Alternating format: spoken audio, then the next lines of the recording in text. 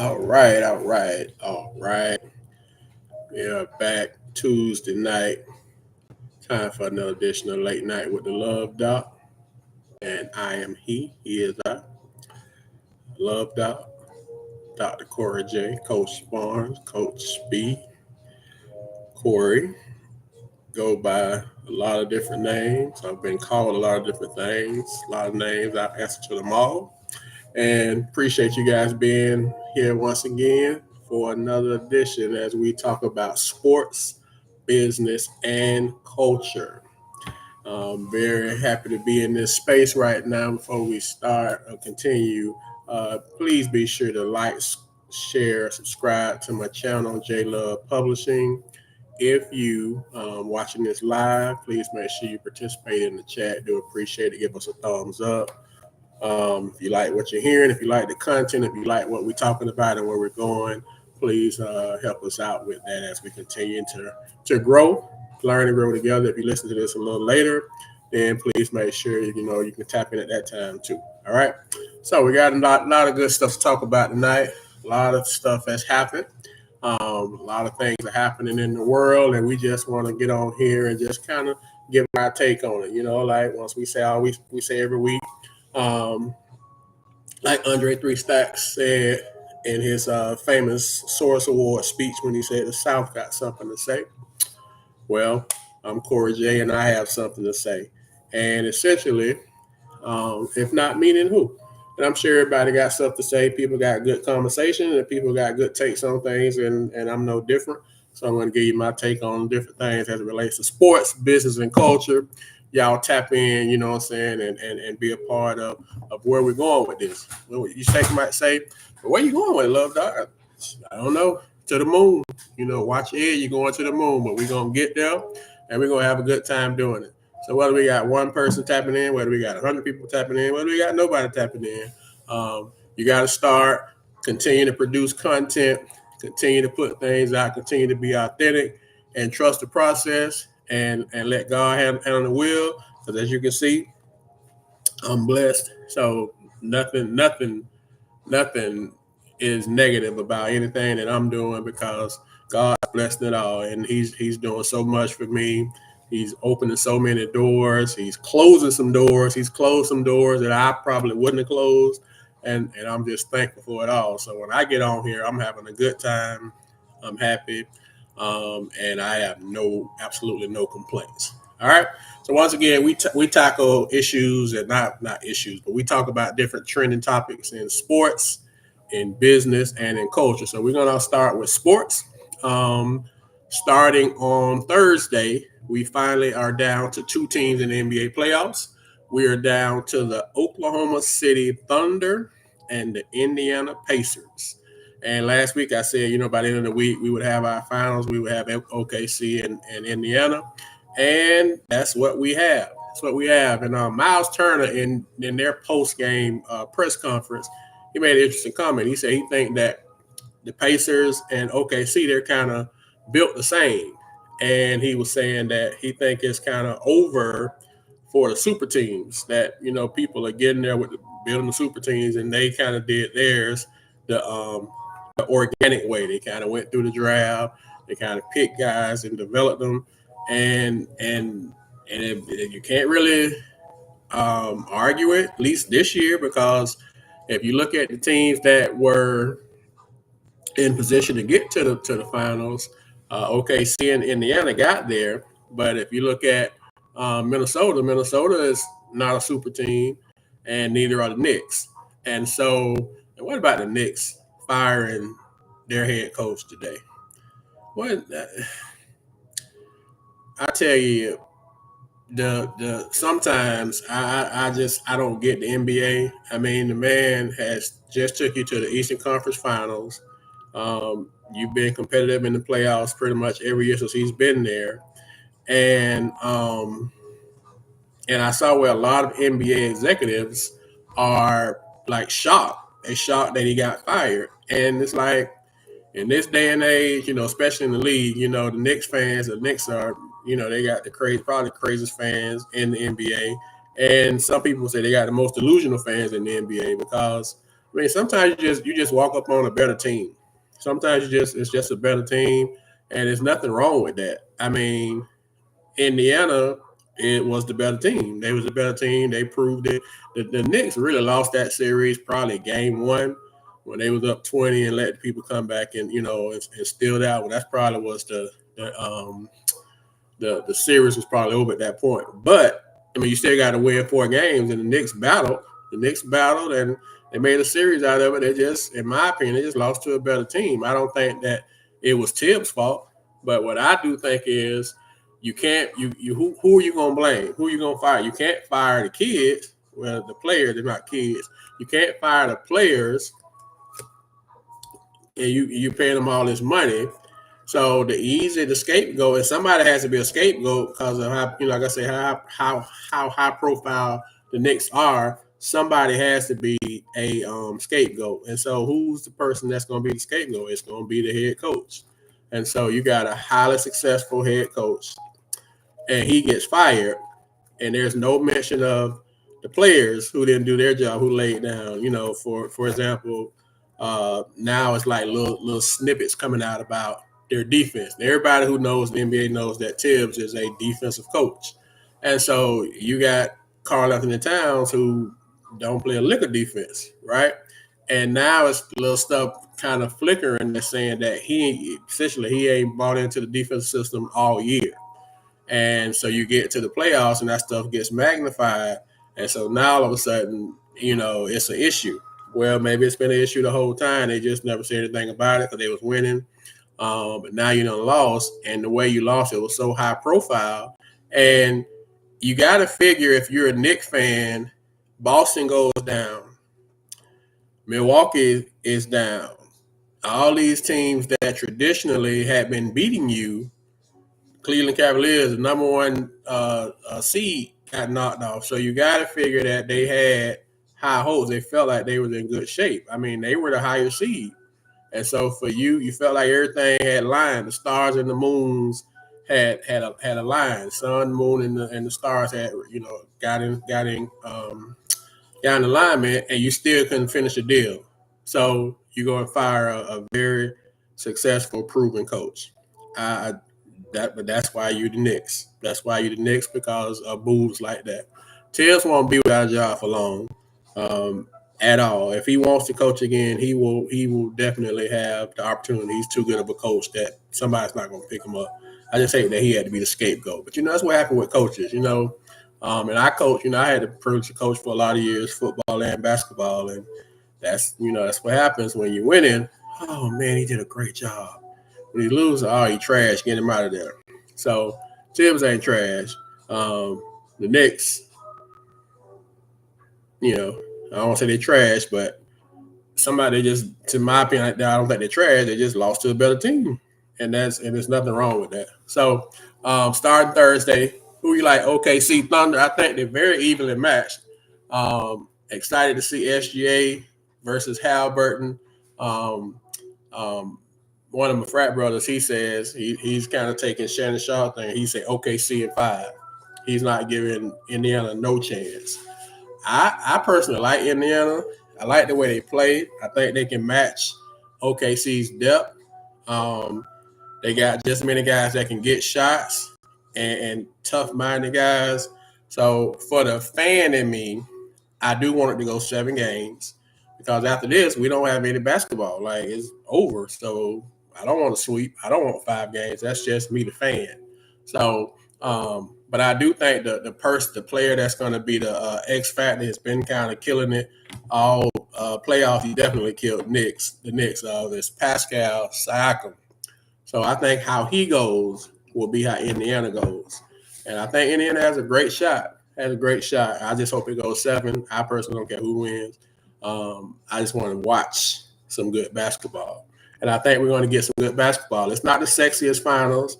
The ratings probably not going to be the best because Oklahoma City is not a big city, big TV market, and neither is Indianapolis. But they're the best. They're the last 2 standing. I don't think anybody can dispute the fact. I mean, OKC was the number 1 seed in the West all year long. Indiana might have surprised a couple people, but It's not how you play, it's when you're playing your best, and they're playing their best right now at the right time. And so they will battle it out starting on Thursday. So that's the NBA. That's some of the good stuff happening in the NBA.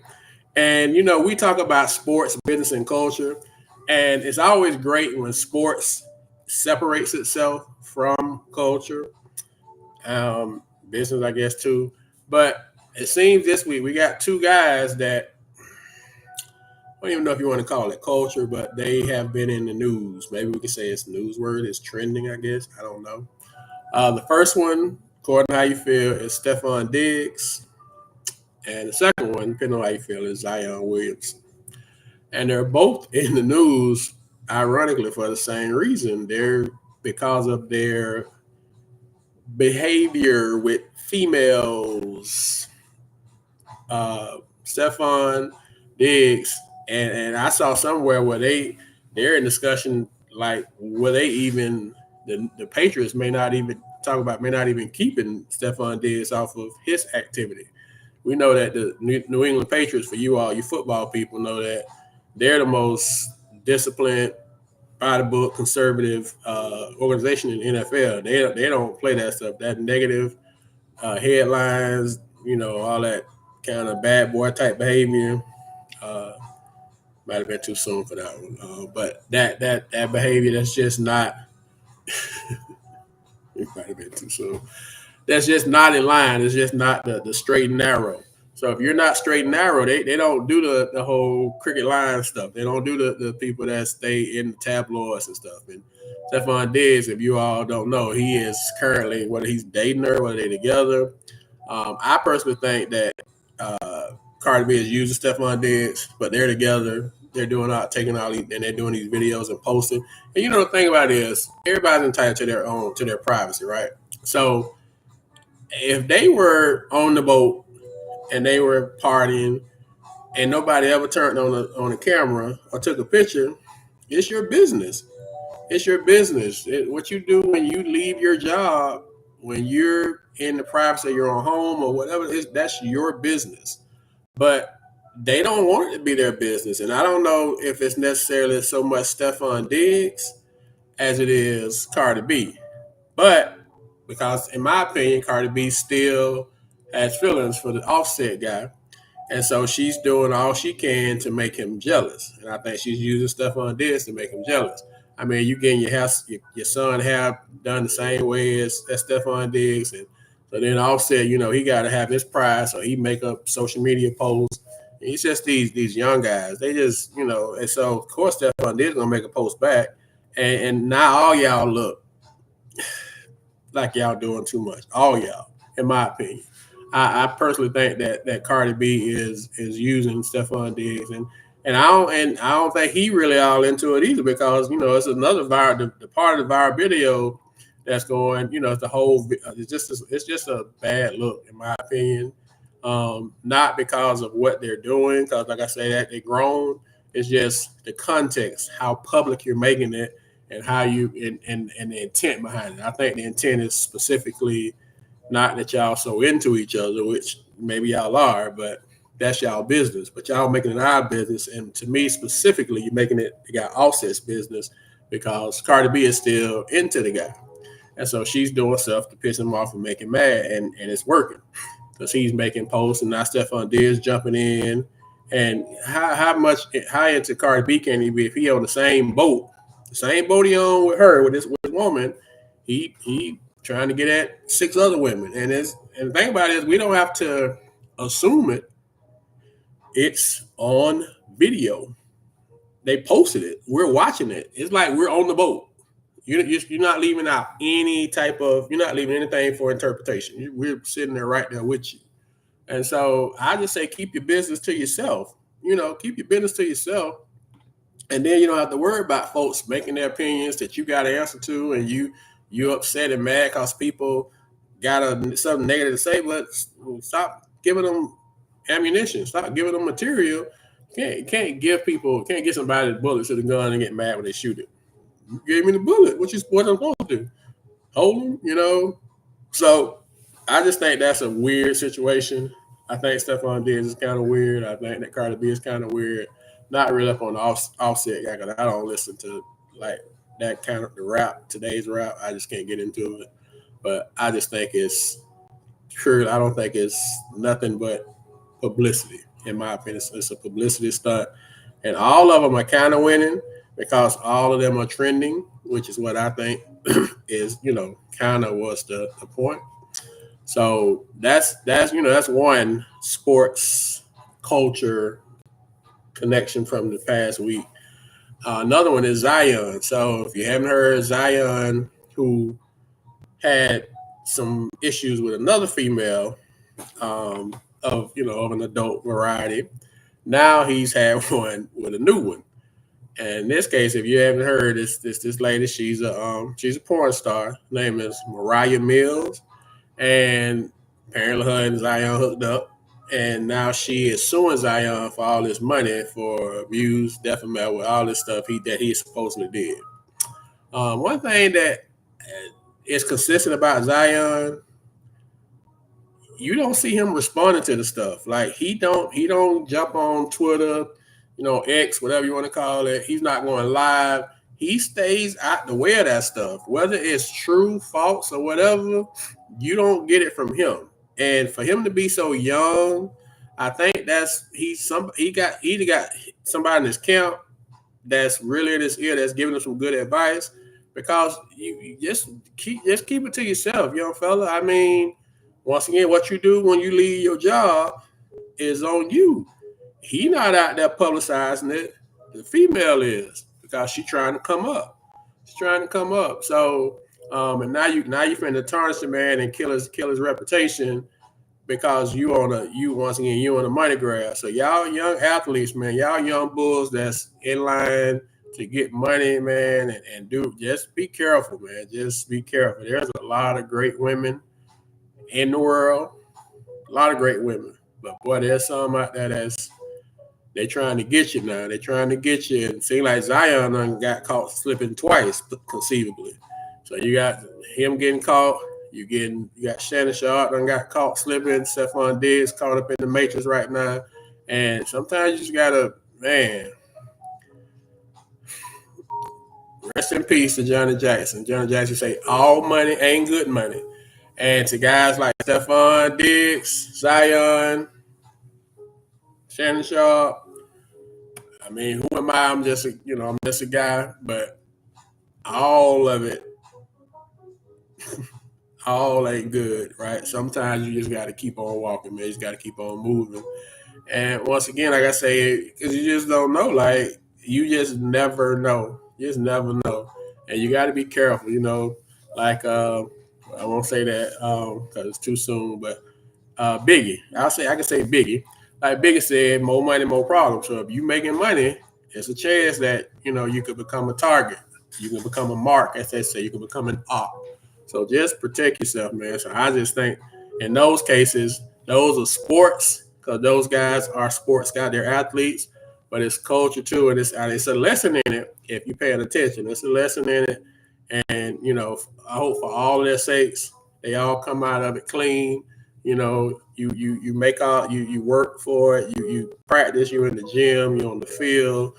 You're in film study. You're doing all the stuff it takes to get to the highest level, and they're paying you to do this. They're paying you to play a game that we all grew up playing. I grew up playing basketball. I love basketball. I grew up playing football. I love playing football. I've never got paid to play basketball. I've never got paid to play football. They're paying you all, and they're paying you guys some insane money to just play a game that you love, that we all love. And so, you did all that work to get to that point. Stephon, you're one of the best receivers. You're one of the best at your job. Zion, you're one of the best at your job.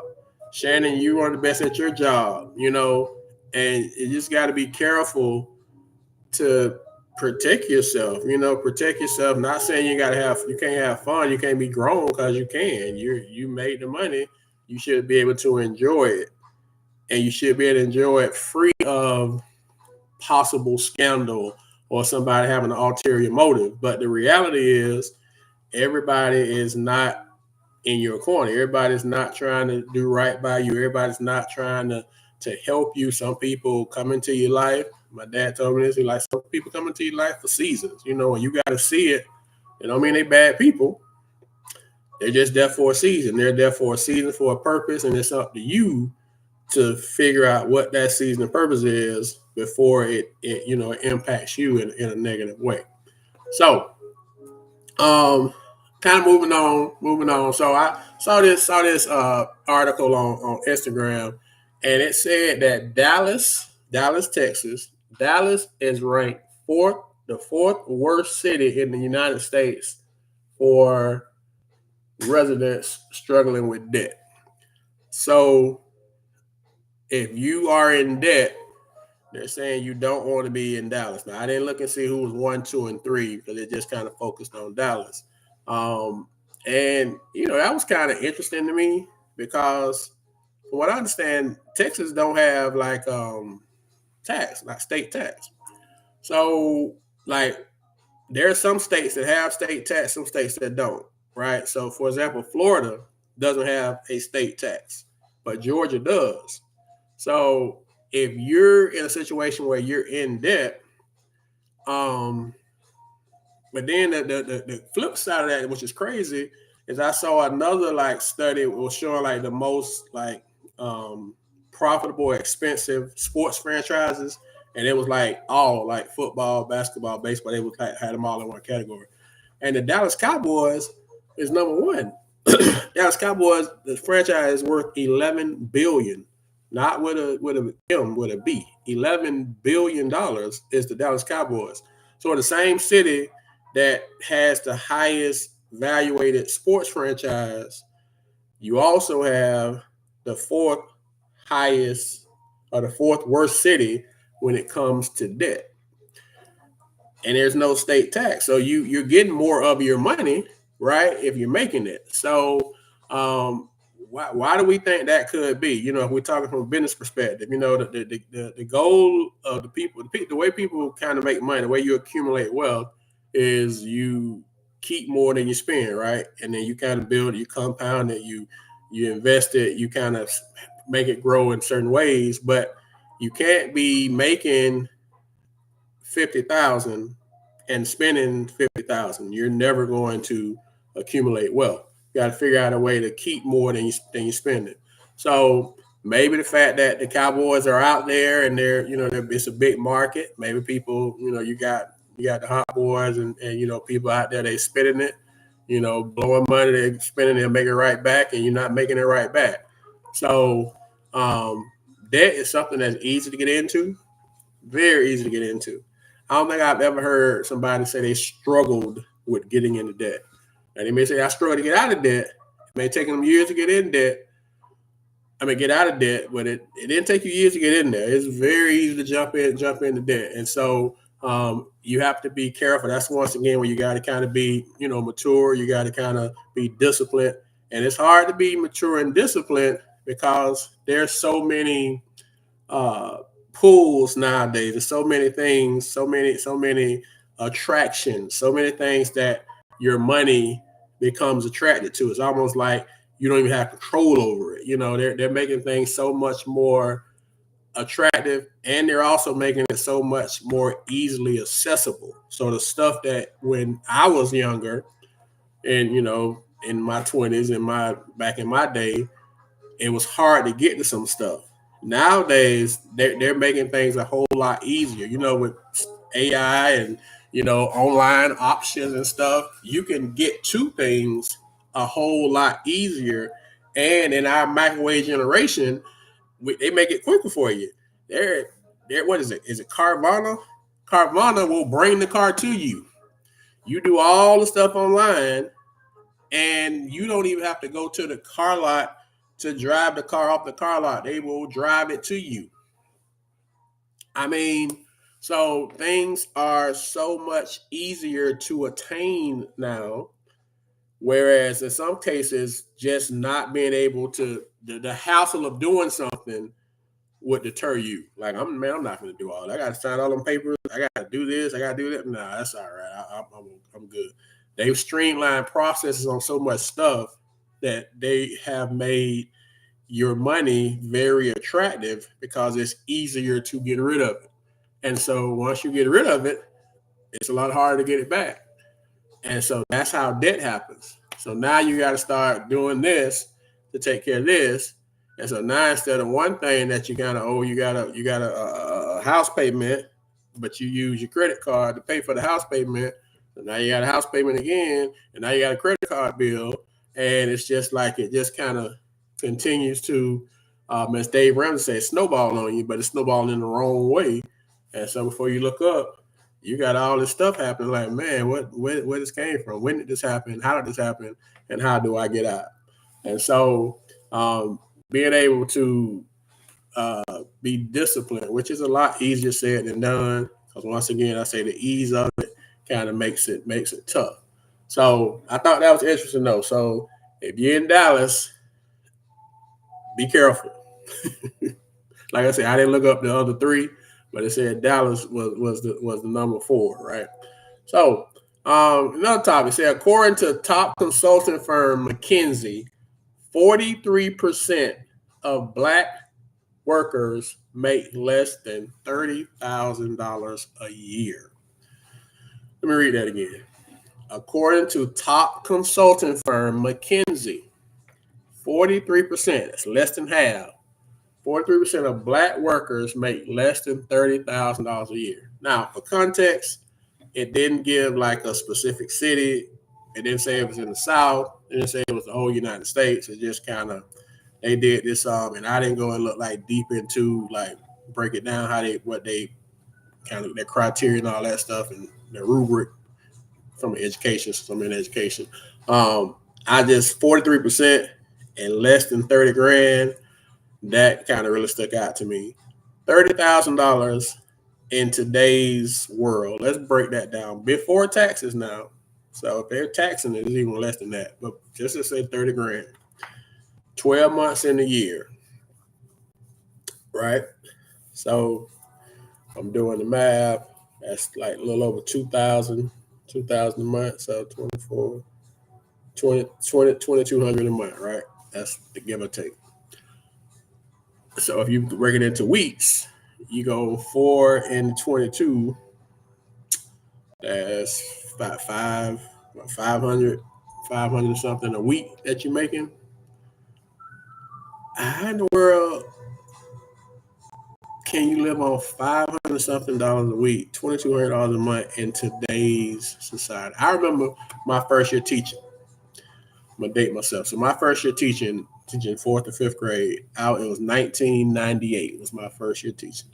My salary in 1998, my first year teaching was $28,000. I made $28,000 a year. I still remember. If I had $1 to put it on the wall like they put on the walls in the stores, I would. 28 grand. But I was 23 years old, fresh out of college, no kids, no responsibility. It was just me. Stayed in an apartment, 2-bedroom apartment. So I could handle what I needed to handle. I'd never been like a flashy guy, so I'd have to go get all these clothes and all this expensive stuff. But 28 grand was fine. But that was 1998. So you telling me in 2025, which is 27 years later, 2,000 more a year? That's poverty. That's you can't do anything. So, and that amount of people are making that kind of money. That's almost an epidemic. So my first thing would be, how do we get to that point? Like what jobs do we have that it's only paying you 30 grand a year? And I know everybody has a situation, right? So I'm not judging. Make sure you hear this. I'm not judging. Like I just told you where I started out at. I started there. That's the point. I didn't stay there, right? And so maybe that's based off people starting. Maybe that's a starting salary. Even nowadays, 30 grand. Once again, my starting salary, and I was in Polk County, which, like I said, we didn't make money so 28 grand in 97 as a starting salary. Let's just say 30 grand as a starting salary. 30 grand in 27 years later. So you telling me in 27 years, starting salary has only moved 2 grand? I would be wondering, and I would be interested to see the correlation or the comparison to white workers, Hispanic workers, Indian workers, Asian workers, um, to see the balance and see the kind of the compare the contrast. Like I said, I didn't go as deep into the to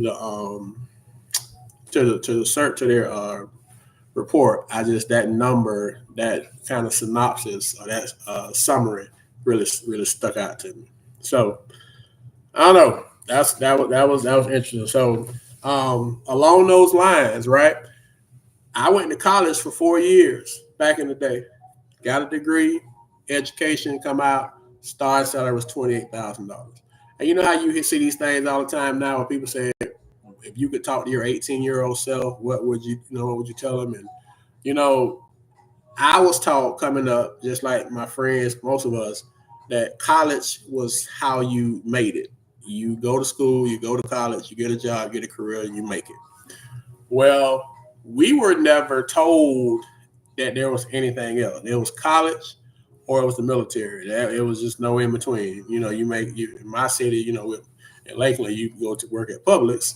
That was a goal for some people, a lot of people. And Publix did right by a whole lot of people. Publix made retired a lot of people. So shout out to Publix. But one thing that was not pushed when I was coming out of school is trades. And that was an option that we knew nothing about. That you don't have to, you may not, college may not be your thing. Military may not be your thing. Public may not be your thing. But it was a whole untapped market, which was trade. You come out of school, get you a trade, and jump in the workforce. And you jump, most time those guys and those ladies that's coming out with a trade, man, they making plenty more money than a 4-year college guy was making. That was never availed to us. So the other day I saw something that somebody made a post and I loved it because I'm like, I'm so glad that that's not the reality for today's kids that are coming up now. It said normalize sending kids to trade schools after high school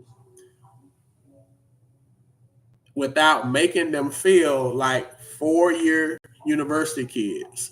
So it was essentially saying normalize, don't make them feel like it's a negative or it's a bad thing that they chose to go to trade school as opposed to going to college, going to university. Let's look at it. You come out of trade school, your bill more than likely is going to be zero, and you're going to be ready to work. It may take you a year, 18 months to get a trade. Let's say 2 years on the long end, and you're working. So if I come out of high school at 18, and Joe Bob comes out at 18, he goes to Travis and picks up a trade. He's going to be an air conditioner mechanic. He's going to be a plumber. In 2 years, he's going to be 20. 2 years, I'm going to be 20. I'm going to be getting ready to start my third year of college. Joe Bob is going to be done. His bill is going to be zero, and he's going to go into the workforce at about 50 grand on the low end. So he's got a trade, a skill that he can use to make money. He's coming out making more money because there's more in demand. How many people need plumbers all the time? People need AC vacs. Florida, you AC man, your best friend in the summertime, this time of the year. But I'm still in school now. I'm still turning in papers, still taking tests. In some cases, I'm incurring debt. If I got to take out student loans to pay for it, depending on what school I'm going to in my situation. And so that trade school kid comes out and comes out quicker, and they're in the workforce quicker, and they're making more money. So how is that a bad thing? So I totally agree with it. I normalize, and like I said, I'm a college educated guy, multiple degrees. Thank you, Lord, for blessing me with that. But if I could tell my 18-year-old self something, I would have told my 18-year-old self to pick up a trade. And I don't mean I still might not have went to college, but pick up a trade, because those people that's going to trade school, man, they coming out quicker, younger, and making more money. And it's a totally untapped market. Even now, there's still 3 to 1, 4 to 1 in some cases, kids will choose to go to college over going to a trade school. And most times, in my experience, when I talk to kids about it, when I used to be in that role, especially when I was in that role when I was, at collegiate and at Gateway, and I'm giving kids advice on life, like what they're doing after school. A lot of kids didn't even know nothing about trade schools. They didn't even know that was an option. They didn't even know it was an option. They just thought it was college, military, or the workforce. And I'm like, no, you got a D. You know, I got the multiple choice question, you got A, B, C, D. Well, don't forget about D, because D is a viable option. So what I did when I was at Pope, I created a partnership with the AS program. That's the social science, who gave out the trades when you can go get. So on my side, my kids was on the AA track. You can get your AA degree, your social arts, and then transfer to a 4-year university. Well, I got a partnership and a kind of an agreement with the AS department, where if I had kids, because you had stuff like HVAC, you had plumbing, carpentry, you had all these different tracks of these trades that you could get. Um, Nursing, like the pre-nursing, not the nursing stuff. But I started sending kids over there to get AS degrees. You had a situation where you could learn computer programs. We had a computer program. I had a partnership with the computer department, the computer science department, program and the software. These kids was coming out of school at 20 years old, and they knew 3 programs. They was going and starting working in banks and stuff and software development, making good money. 20 years old. They got all these certifications that I was able to pay for because I just put it in like it was a textbook. So you're getting free certifications that we're in a technological world. That stuff it's not going nowhere. And so, but I still, even with that, we used to have parent orientations. I used to present it out there. I used to have the people come in and talk about the programs. And some kids would bite, some kids would go, but it still was not a lot that went over there and took advantage of it, because I don't say we've been brainwashed, but we're not taught that trades are a viable option. And it's a quicker way to the workforce and to wealth than going the college route. And more than likely, you're going to come out, like I say, at zero, and you're going to be out quicker, making more money with a skill that will carry you. And so normalize it, man. Normalize trade schools. Picking up trades is just another option. Not knocking college. Like I say, I'm a college guy, so I've done it. I've done the college thing. Not knocking the military. If that's your thing, that's not my thing. I'm not knocking the workforce. Like I said, Publix did very well by people. So a lot of my friends have retired from Publix. But I'm just saying there is another choice. There is another option. And it is a really good option. Trade schools is a really good option. So I just thought that was interesting. And it kind of in line with that, with our thinking. So we've always thought college was it, or like I said, military, but college for the most part.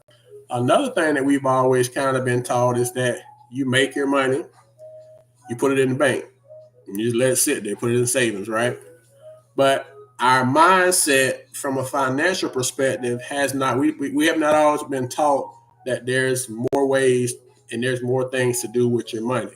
And so 2 guys who I respect, when I look at them from like personal and then for business, I follow, is Master P and Deion Sanders.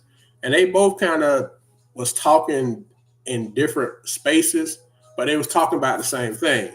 And so Master P was talking about why you should put your money in insurance and not in a bank. Okay, he was having this conversation, this interview, and Dion was talking also, and he was saying that to build wealth, you need to invest in life insurance. You invest in life insurance, and we don't think about life insurance and insurance as being an investment. And sometimes we think we just got to do it. For example, if you got a car, you have to have car insurance. If you got kids, and even for yourself, you have to have health insurance. And so you pay all this money, you pay these premiums, and there's a good chance that you may never even use your car insurance. there's a good chance you may not even use your health insurance. I mean, you're going to use it for like checkups and stuff like that, but not to a major extent. Well, both of them are saying that life insurance is a way to build generational wealth because, for example, with me, I I was born with nothing. I didn't get anything handed to me. I didn't have no trust fund. I didn't have no inheritance. And everything I'm getting is from the mud, built from the bottom, right? Same thing with my mom and my dad. Same thing with their mom and dad. So we didn't come from a family, a rich or an affluent family. In some cases, you got some kids, they're legacy kids. Great grandma, great granddad had this business, this company, this land, and it just kind of stayed in the family and just kind of keep moving. And my hats off to you if that's your situation, that your parents had you in position and your family for you to be able to benefit off of it. More power to you. God bless your life. But that ain't everybody's reality. And so what they're essentially saying is life insurance is a way for us, common folk, to build generational wealth. Because the thing about it, at some point, I'm going to leave here, right? I don't want to leave. I got a whole lot more to do. But if God say, hey, man, this your day, if he pull my number, he pull my card, then I got to be right with him, and I got to be right with who I'm leaving behind. So for me, that's CJ. That's my son, CJ. And so I do have a life insurance policy on myself, right? And so if and when that time comes, that becomes my inheritance to him. That becomes my legacy to him. That becomes my trust fund to him, right? Because he's the beneficiary on the life insurance. And so when I go on the glory and I go up there with my grandma, with grandma Dora and Cat and all the people that's already got there before me, holding my reservation, he's going to be in position. Whatever he's doing on his own, that's fine. But that's going to be how I provide generational wealth to him because I don't have a trust fund. I don't have an inheritance. I don't have this fortune just sitting there waiting. It didn't get passed to me, so I can't pass to him. So what can I do? So those guys are saying this is an affordable way for you to ensure that those that come behind you, your kids, your grandkids, they're in position. You're leaving them better than you were. You're paying it forward. You're putting them in position to have what they would need, to have that wealth to move forward and live a comfortable life. So I hadn't thought about it like that because we've been taught to buy insurance, buy it and have it, but we had not been taught to use it as a wealth building principle, an investment to produce wealth. At least I wasn't taught that way. So it's just changing mindset. And so am I gonna put $100,000 or $10,000 in the bank and it just kind of sits there? Or if I'm paying $10, I can say 10 is more than that. Let's just say I'm paying $150 a month. I don't know, $150 a month on $1 million policy.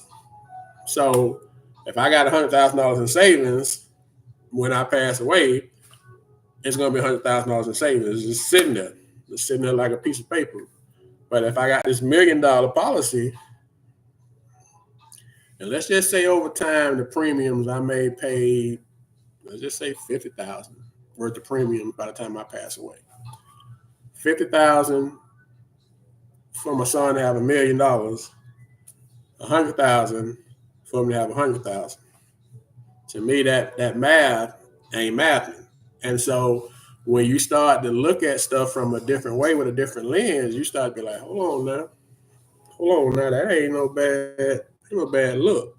So once again, I'm not telling you what to do with your money, but from a generational wealth, if you are in a situation like me, like I said, if you don't come from money, and the point is you don't have to come from money to have the right mindset to get to the money or to make sure that those behind you, because that's the first thing for I wasn't born no silver spoon in my mouth, and my dad ain't have all that, my mom ain't have all that. Well, you don't have to nowadays. Once again, how the game is being played, you don't have to. You just have to have the knowledge. Once again, you have to have the resources and the discipline, and you could build generational wealth coming from, for example, just a kid from Lakeland, Polk County, projects. You could be in a position to still make sure that when it's time for you to leave, that your people are still in good shape. So I'm not telling you what to do, but I'm telling you that being in that situation probably wouldn't be a bad thing to look into. Life insurance becomes a very valuable, not valuable, but it'll become valuable, a viable option that can create value and most importantly can create generational wealth.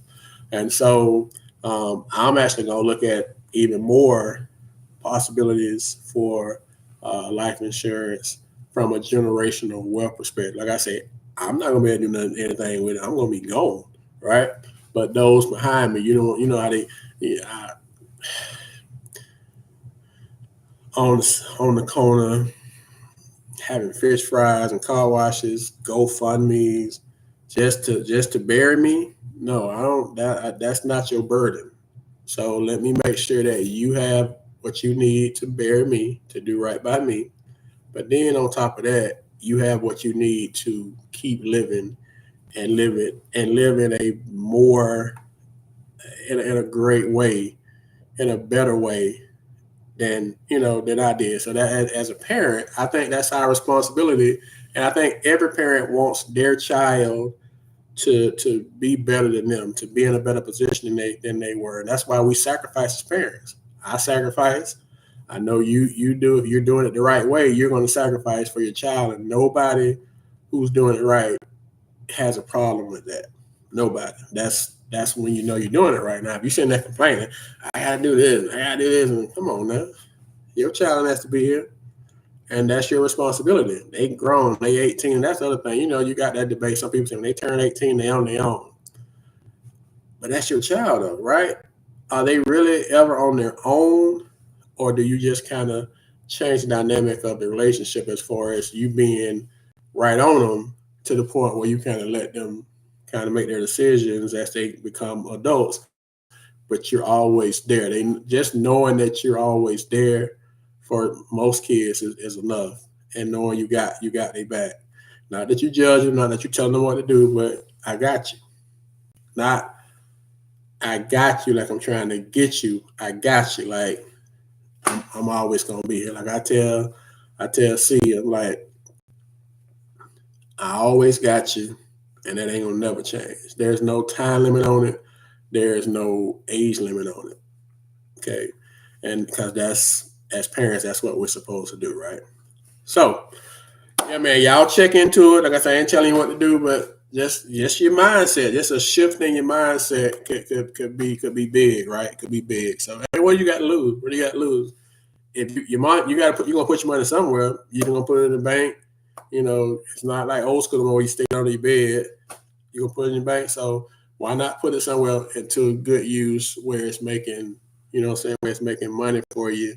And the big thing is where it's going to be able to put you in a position that you can provide the same generational wealth for yours that they do for theirs. Bar. All right. But man, that's all we got for tonight, man. I appreciate y'all once again. Another episode of Late Night with the Luv Doc. Some people are surprised that I'm even doing this because this is not me, I guess, but I guess it is me. I guess you never know what you can do until you just try. You just start it and go from there, right? And I can't be a hypocrite because I'm telling people that let's just do it. I tell my fiance that. I tell my son that. Just do it and hit singles. So right now I'm hitting singles with Late Night with Luv Doc. These are singles. I'm not trying to hit home runs. If I get the right pitch and it happens, then we cross the fence. But until then, we just content with singles.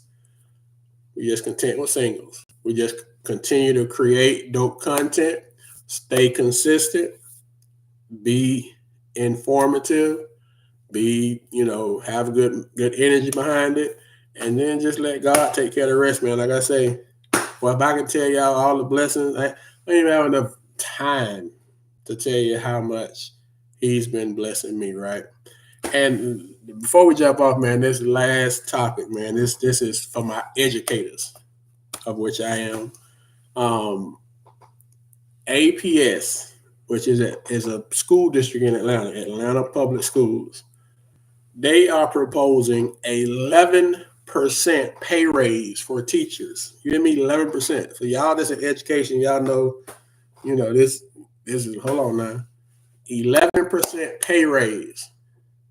And the goal of the superintendent, the man said he want by the year 2030, which is about 4.5 years from now. 4.5 years, he wants every teacher to be making at least $100,000 a year in APS.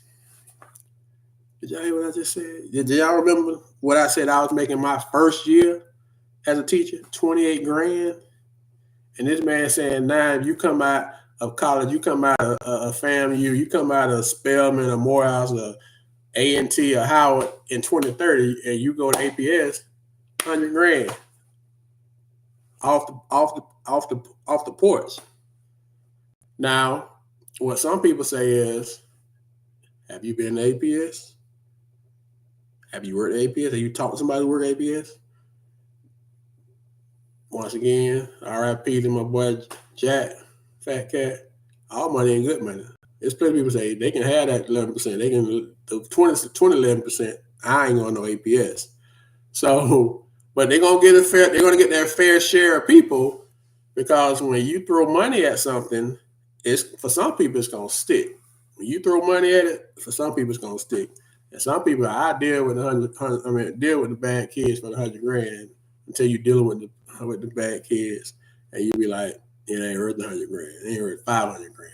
Some things just ain't worth it. And if you're trying to throw that much money at me, my first question is going to be why. I'm going to do some research. Like, hold on now. Especially if there ain't nobody else in the area. You ain't competing, because nobody else is giving out 11% raises. Just you. So why are you giving so much? It'd be different if somebody was giving 4% and you get 5.1. Somebody get 2%, you get 3.7. But nobody's giving anything to that extent, and you going double digits, not even 3%, 11%. Yeah, we call that a red flag here at Late Night with the Luv Doc. So, y'all tell me what you think about that, man. Would you go jump into that? Would you take the cash, knowing what's coming behind it, or would you pass and say, you know what, I'm good where I'm at? All right. So, man, once again, thank y'all for rocking with us Late Night with the Luv Doc. Please like, share, subscribe to the channel. Please make sure if you enjoyed the episode, you hit the thumbs up button. Tell a friend, man, that we talking sports, business, and culture. We doing our part, man, to try to drive the conversation. We're trying to learn off each other, learn and grow, and just get a little better, have a good time while we're doing so, man. So hopefully y'all got something from tonight. I enjoyed it, and we will be back next week, where we continue to talk sports, business, and culture, and learn and grow together. This is Late Night with the Luv Doc. I am he is I. Y'all follow my channel, J Love Publishing. And until next time, we are out, man. Y'all be safe. God bless you. Stay low key. Stay out the way. And y'all have a good rest of your week. Peace.